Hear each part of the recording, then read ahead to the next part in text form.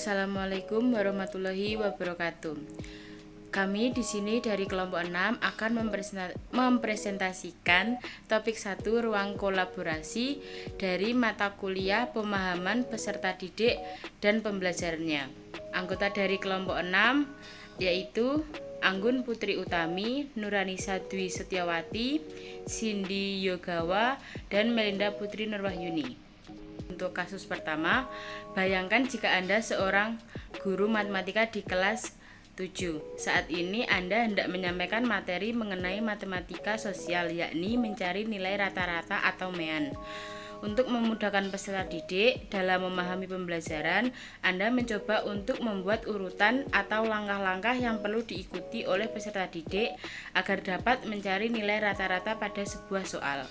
Anda meminta kepada peserta didik untuk mengerjakan soal yang Anda berikan. Hasilnya, peserta didik mampu mengerjakan dengan benar, sesuai dengan langkah yang telah Anda siapkan. Beberapa saat kemudian, Anda meminta kepada peserta didik untuk mengulangi soal yang sama tanpa melihat urutan pengerjaan soal, dan peserta didik mampu mengerjakan dengan benar. Baik, selanjutnya untuk pertanyaan pertama, yaitu menurut Anda apa yang membuat peserta didik mampu mengerjakan soal dengan baik pada percobaan kedua tanpa melihat urutan atau langkah pengerjaan soal? Peserta didik mampu mengerjakan soal dengan benar pada percobaan kedua tanpa melihat urutan atau langkah-langkah pengerjaan soal karena peserta didik sudah dapat memahami konsep dasar cara mencari nilai rata-rata atau MEAN. Hal ini terjadi karena guru memberikan metode yang mudah untuk dipahami dalam penyampaian materi dengan cara membuat urutan atau langkah-langkah mencari nilai rata-rata atau MEAN. Oleh sebab itu, peserta didik mampu untuk mengerjakan pada percobaan soal kedua dalam mencari nilai rata-rata atau MEAN tanpa harus melihat urutan pengerjaannya lagi. Untuk soal kedua, yaitu sebagai seorang calon guru dalam kegiatan belajar yang seperti apa metode di atas dapat diterapkan. Elaborasi jawaban Anda dengan menyertakan teori yang berkaitan. Metode yang digunakan yaitu metode pembelajaran berbasis langkah atau pembelajaran langkah demi langkah, yang dimana pada metode ini peserta didik memahami materi dengan mengikuti urutan yang diperlukan untuk menyelesaikan sebuah persoalan. Teori yang digunakan adalah teori belajar konstruktivisme, yang dimana pembelajaran sebagai proses pengkonstruksian pengetahuan yang bersifat aktif dan personal. Pada hal ini, guru mendorong kemandirian dan inisiatif peserta didik dalam belajar dengan guru memberikan urutan atau langkah-langkah dalam pengerjaan soal, lalu peserta didik diminta untuk memahami urutan tersebut agar dapat mengerjakan soal-soal yang diberikan oleh guru. Selanjutnya terdapat kasus 2. Di sini kasus 2-nya adalah Rina adalah seorang guru di kelas 1 SD. Nah, sebagian besar peserta didiknya belum bisa berhitung dengan lancar. Rina sedang memikirkan cara yang sesuai untuk membantu setiap peserta didik menyelesaikan tentang belajarnya.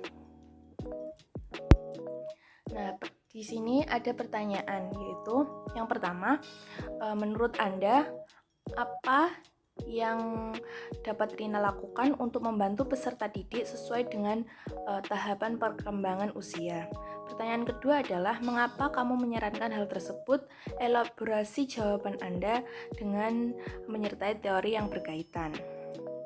Nah, dari diskusi kami kelompok, yaitu kami menjawab pertanyaan pertama, yaitu menurut kami Rina sebagai seorang guru di kelas 1 SD itu harus memahami peserta didik sesuai dengan tahap perkembangannya. Nah, di mana dalam kasus ini peserta didik ini berada pada tahap perkembangan pra-operasional, yaitu umur 2-7 tahun menurut tahap perkembangan kognitif Jean Piaget.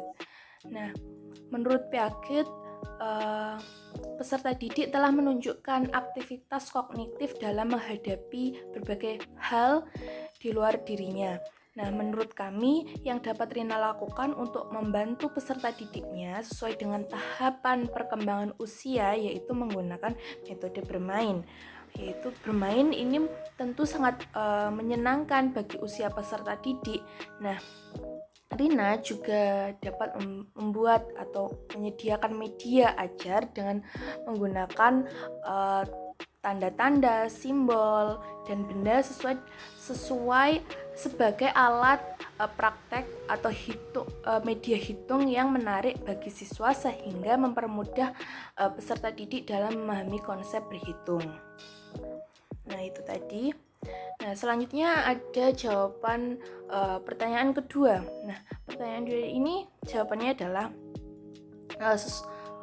kami menyarankan Rina bermain dengan media ajar yang berkaitan hitung-menghitung itu seperti congklak, karena kegiatan pembelajaran tersebut sangat erat dengan kaitannya dengan teori belajar konstruktivisme. Nah, pada dasarnya meskipun kemampuan berpikirnya belum mempunyai sistem yang terorganisir dengan baik, namun peserta didik ini sudah mampu memahami realitas di lingkungan dengan menggunakan tanda-tanda dan simbol, sehingga selain menyenangkan, media yang digunakan juga dapat dilihat, dipegang oleh peserta didik. Nah, berdasarkan hal tersebut, maka pembelajaran menurut konstruktivisme mendorong peserta didik dalam menggunakan pengalaman dan pengetahuan untuk memecahkan masalah yang dihadapi. Selanjutnya, peserta didik juga dapat membangun pengetahuannya sendiri sebagai hasil dari pemahamannya terhadap masalah yang dihadapi. Kasus 3. Made adalah seorang guru yang mengajar di salah satu sekolah negeri wilayah Bali. Ia mengampu mata pelajaran bahasa Indonesia. Ia hendak mengajarkan materi teks deskripsi pada peserta didiknya. Pada buku cetak yang menjadi panduannya saat mengajar, terdapat beberapa contoh teks deskripsi menceritakan tentang bangunan-bangunan pencakar langit yang ada di ibu kota. Dengan memperhatikan latar belakang setiap peserta didiknya, Made pun mencoba untuk memberikan contoh berbeda. Ia memberikan contoh teks deskripsi tentang pantai dan makanan khas di Bali. Pertanyaan yang pertama yaitu, menurut Anda, apakah pertimbangan dan keputusan Made sudah sesuai? Mengapa demikian? Jadi, pertimbangan dan keputusan yang diambil oleh Made ini sudah sesuai karena Made menerapkan latar belakang peserta didik di mana mengingat guru tersebut mengajar di sekolah negeri di wilayah Bali. Dengan mengajarkan materi teks deskripsi disertai dengan memberikan contoh tentang pantai dan makanan khas yang ada di Bali, sehingga peserta didik dapat mengerti tentang materi yang diajarkan. Selanjutnya, prinsip apa yang Made gunakan dalam kasus tersebut? Elaborasi jawaban Anda dengan menyertakan teori yang berkaitan. Made menggunakan prinsip teori dari Piaget, yaitu konstruktivisme. Konstruktivisme itu sendiri beranggapan bahwa bertambahnya atau tumbuhnya ilmu pengetahuan itu berdasarkan dari pengalaman yang ada. Nah, Made sendiri itu menggunakan permisalan dengan makanan khas Bali ataupun dengan pantai. Hal-hal ini merupakan biasa yang dilihat oleh peserta didik. Jadi, Made memakai pengamatan latar belakang peserta didik dengan menjelaskannya materi dengan hal-hal yang biasa ditemui. Hal ini juga akan memudahkan pemahaman peserta didik itu sendiri. Mungkin cukup sekian yang dapat bisa disampaikan. Terima kasih banyak atas waktunya.